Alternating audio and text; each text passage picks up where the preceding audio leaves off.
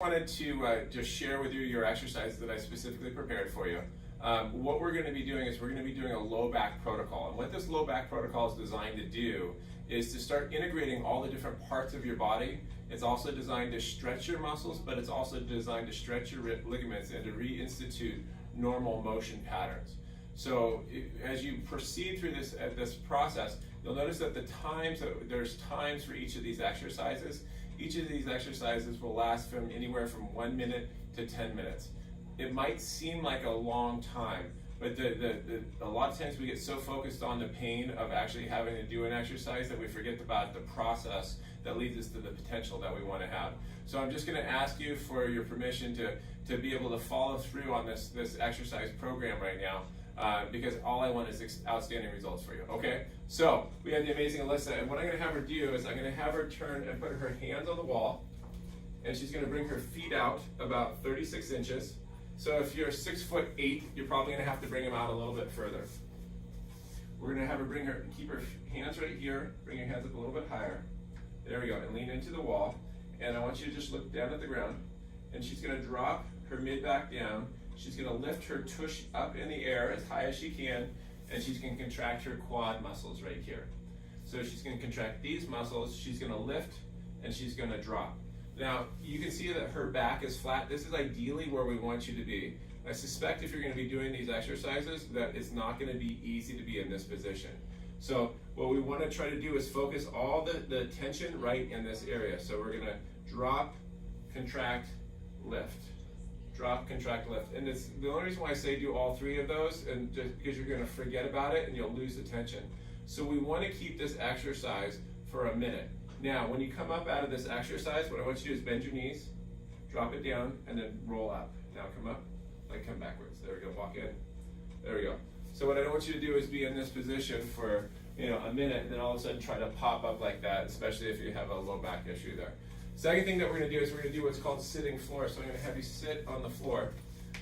It's a really great exercise because it's been a lot of time coming up with a name for it.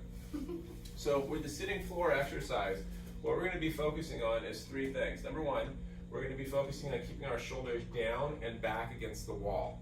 Number two, we're going to have our hands up. And number three, we're going to be bringing our toes back as much as we can and contracting our quad muscles, which are these muscles in the front. So this exercise is going to last for 3 minutes.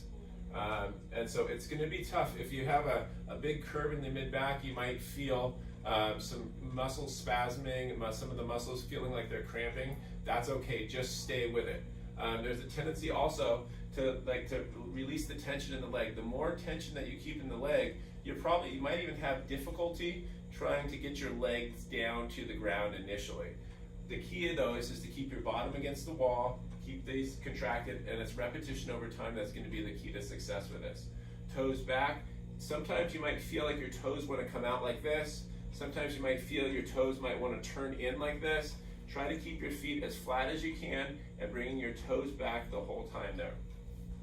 Shoulders back and down, palms up, contract the quads, bring the toes back. And I want you to actually just get a little bit quiet with this one. You might find yourself sweating, you might find yourself twitching, but that's okay. It's your body starting to become aware of the muscles. Sometimes it's the brain, the way the brain works is it contracts muscles, but when you haven't used those muscles for a long time, it loses an awareness of this. So we're trying to create an awareness of how all those muscles work together. Okay, number three, what we're going to do is we're going to do what we call static back. And so what I'm going to have you do is, I'm going to have you lay on your back for me. This will probably be one of your favorite exercises you'll ever do. Let's scooch back just a little bit, make sure that we get on film there. So when you're at home, what I want you to try to do, scooch down just a little bit, is try to get your hips at 90 degrees and your knees at 90 degrees.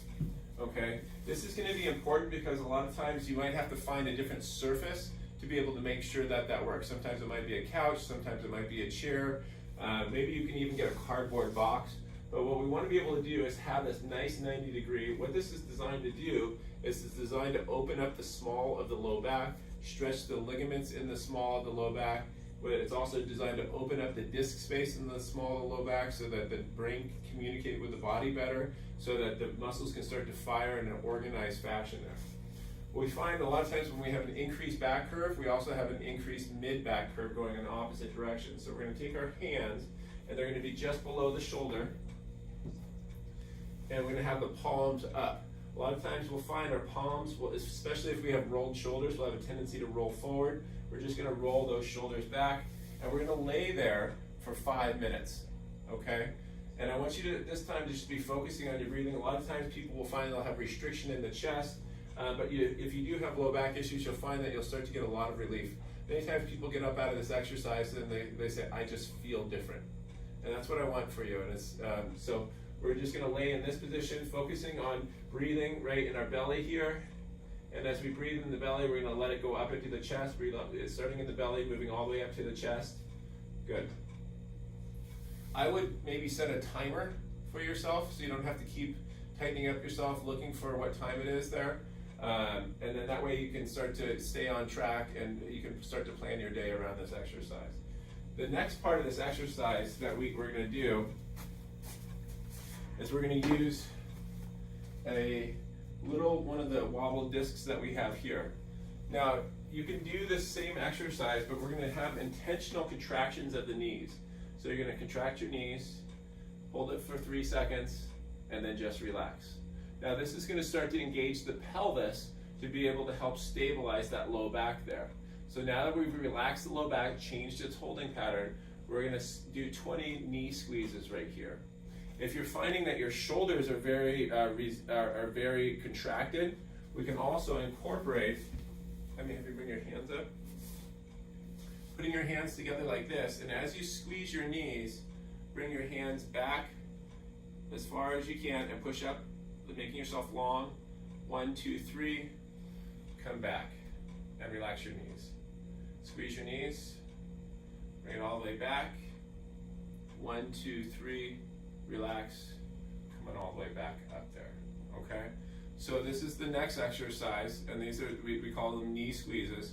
So if you're having shoulder issues, you don't have to incorporate the arms, but eventually what we'd like to be able to have you do is incorporate the arms there. 20 knee squeezes with the arms. The last part of this exercise is I'm going to have you scooch all the way over to the side of the chair with just this one leg up. So you're going to take this leg down. There we go. Once again, you're going to see that this knee is still at 90 degrees. We're going to keep the toes pointed up to the ceiling, making sure that the leg doesn't fall off to the side. Same with this toe down here, and we're going to just keep our toes back there. What this is going to do now is it's going to start to stretch the rotation of the pelvis. So you're going to be stretching the hip flexors there. You might find that you can't even get your leg down to the ground. That's okay. It'll happen over time. Knees at 90 degrees, toes up. So now what we're doing is we've stretched the low back, we've relaxed the pelvis, and now as we're laying in this position, we're going to lay here on each side for between 5 and 10 minutes. Initially, we're going to start off at 5 minutes, but we're going to work our way up to 10 minutes on here. This is not an exercise routine that you have to do for the rest of your life, but for us to be able to get through the crisis and to get through and change the pattern of how your spine's been moving over the last days, weeks, months, or decades, we're going to have to make some massive changes here. So I appreciate you. We're going to switch sides on the other side in a second. After 5 minutes, and then we're just going to keep adding time until we can get up to 10 minutes. But like I said, I appreciate you. I appreciate your commitment to your health and your well-being.